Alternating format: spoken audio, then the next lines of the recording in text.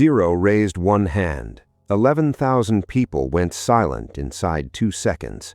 Not one of them had ever seen his face. Someone near the front was crying, reaching toward the platform, mouthing something that sounded like a name. It wasn't his. It was Zero's, the only one that square had ever been given. The glove around his knuckles didn't move. Nothing about Zero was allowed to move without meaning something. In the hallway at Ashford the next morning, a classmate bumped his shoulder, muttered an apology, kept walking. Didn't recognize him, didn't need to.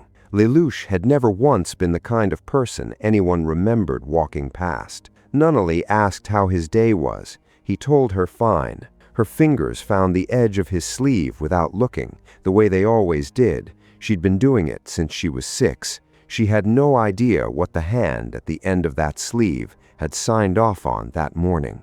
6 in the morning, a soldier snapped a salute at a mask. 6:40, a sister asked what he wanted for breakfast. Same house, different door. Downstairs, men twice his age waited for Zero to finish a sentence before they moved.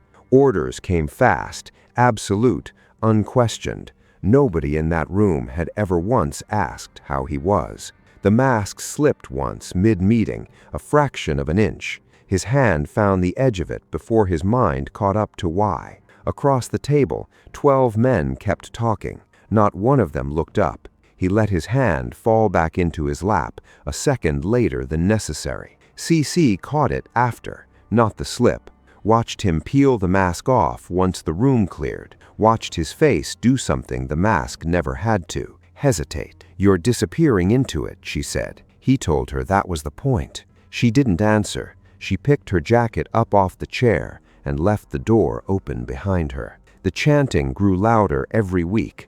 0, 0, 0, until the sound of his own given name became something he mostly heard from a girl who couldn't see who was saying it back to her. A general once tried to thank him privately, off the record, Lelouch to Lelouch, one man to another. He didn't know how to answer. Nobody had spoken to that name in months, including him. He tried it once alone, wrote the name on a blank sheet of paper just to watch the letters exist somewhere outside a memory. He didn't know what to do with the page afterward. He burned it. The night the rebellion took the capital, the square filled past capacity. They chanted for an hour straight.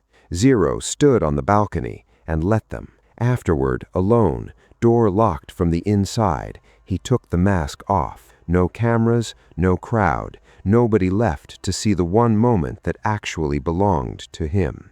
You've built a version of yourself that people respond to before they ever get to the rest of you. The steady one, the reliable one, the one everyone calls when it's serious.